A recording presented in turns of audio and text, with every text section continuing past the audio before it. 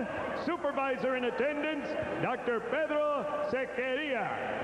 And by the World Boxing Association, President Gilberto Mendoza, supervisor in attendance, York Van Nixon Jr. Your judges at ringside are from Detroit, Michigan, Glenn Hirsch, from Dallas, Texas, Oren Schellenberger, and from Leesburg, Florida, Frank Skilbred.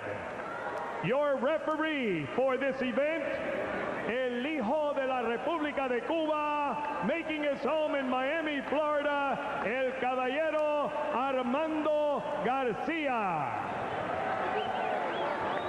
Now, ladies and gentlemen, introducing the principals first.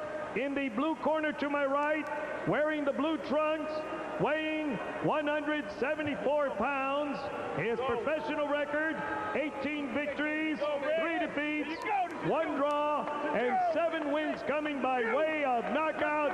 A proud member of New York City's finest, hailing from the big city, New York City, rated number 3 by the WBA and number 1 by the WBC, the challenger, Tricky Rick Frazier.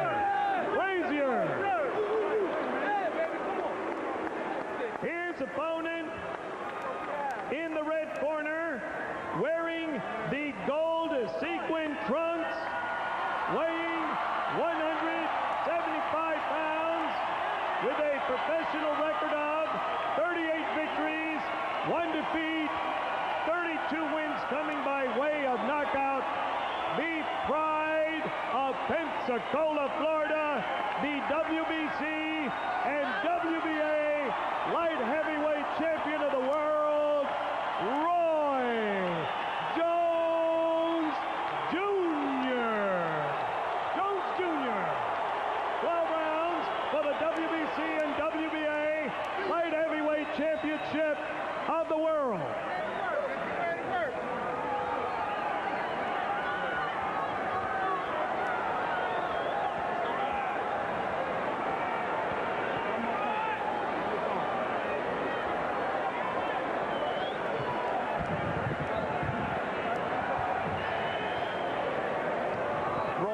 We spoke in the dressing room. I'm confident that you know exactly what I expect of you. Gentlemen, I will control this fight. This will be a clean fight. Protect yourself at all times. Obey my commands at all times. Any questions? Touch gloves. May the best man win. This small 16 3/4 foot ring did not affect the earlier fight. It could affect this fight if Frazier intends to do a lot of running. Perhaps it signals the fact that Roy Jones, having had to train through the holidays, doesn't want to have a long fight. Well, again, this ring does not meet the regulation size. According to the WBC, the minimum is supposed to be 18 feet. Yeah, but they make up the rules as they go along. You know that.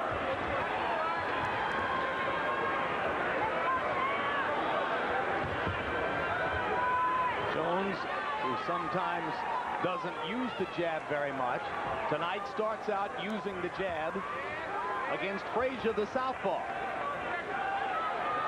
And as usual, Roy defies convention because a lot of fighters don't try to jab against southpaws. They lead with the straight right hand instead. Well, one thing that he is doing that I agree with that he wasn't doing the other times he fought southpaws is he's moving to his left most of the time. Now he just went to the right. What's the advantage of moving to your left against the southpaw? Then that sets up your left hook to the body and head. And with that, then you can also nail him with a straight right hand. The other way, you're walking right into him. Let's go, break clean. Break clean, step back. You want to see the opposite example?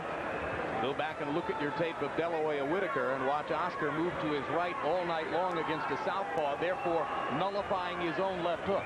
Absolutely. Well, so far, Frazier is living up to your analysis.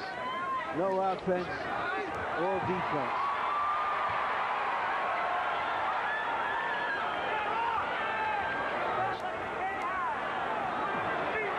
When asked yesterday what he would do against Roy Jones. Frazier basically said, hey, what can you say about Roy Jones? He's super fast, hits very hard, has every conceivable skill. I guess I'll do whatever I can.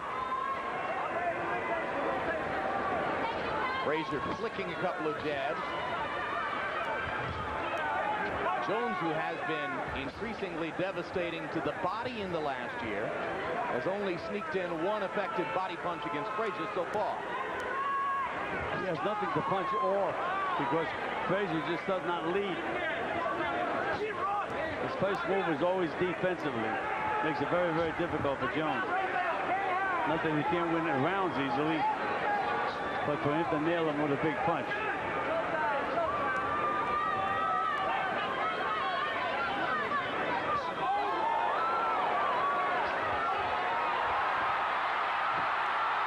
Goes Frazier. Was that a punch? He's complaining that he slipped. Looked like a fall to me. It looked to me like he went in the water. Well, I suspect there's no boxing announcer alive who wouldn't have looked for the earliest opportunity to say, down goes Frazier. And there it was.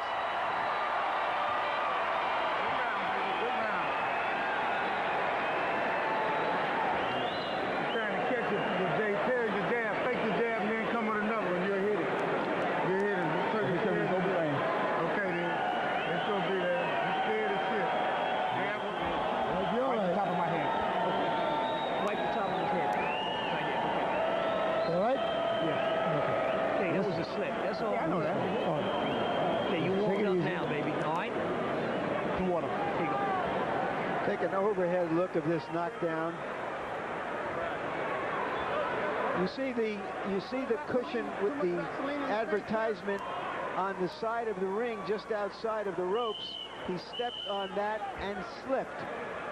There was a light tap to the top of the head that might have helped the slip. It was completely off balance. He was. So even though Pepsi 1 has only 1 calorie, it was heavy enough to knock over Richard Frazier. And give you an opportunity to pay homage to Howard Cosell's call in the George Well, Foreman it wasn't fight. exactly the thunder of Jamaica. It wasn't Foreman lifting Frazier off the canvas with his uppercuts, but it was the best we could do for the moment.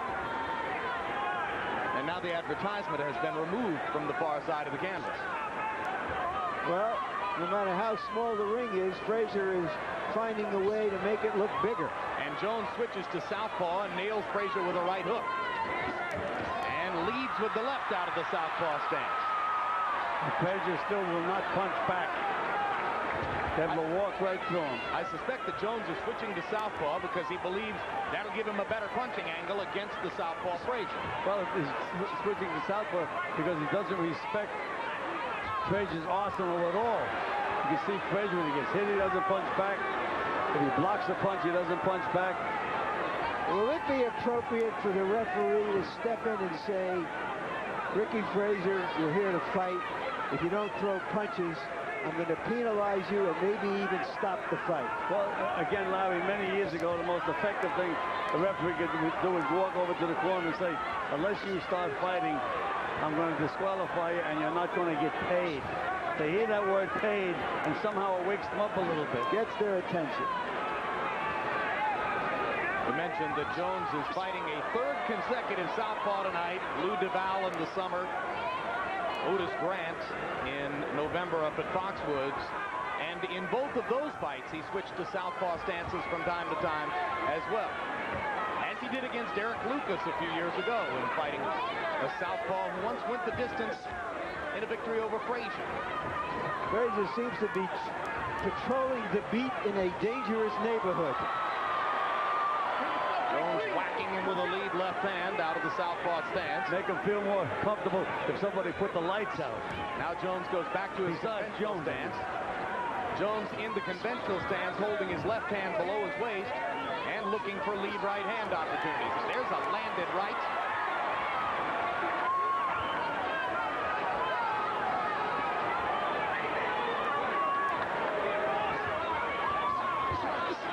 If we had a 20-foot ring, this could be truly dreadful.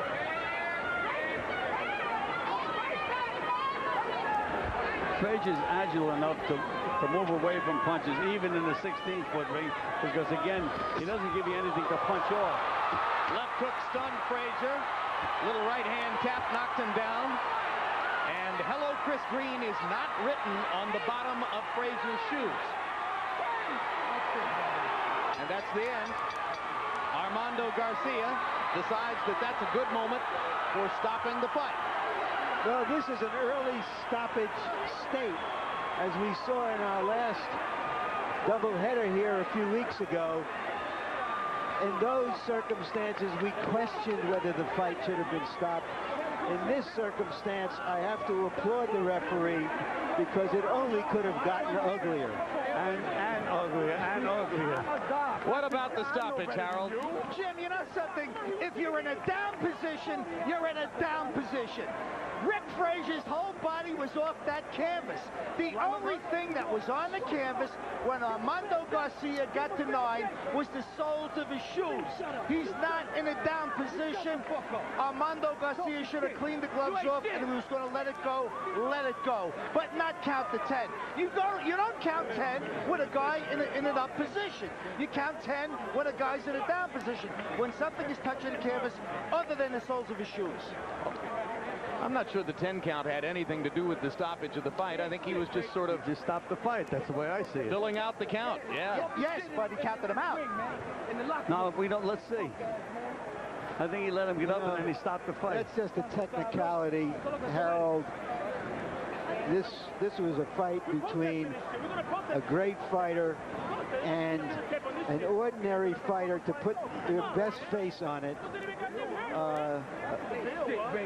And the referee did all of us a favor by sending us home early. I applaud him no matter what the letter of the rules are. There's the referee, Armando Garcia, who had seen enough of Richard Frazier against Roy Jones. So Jones gets a second round technical knockout over Frazier.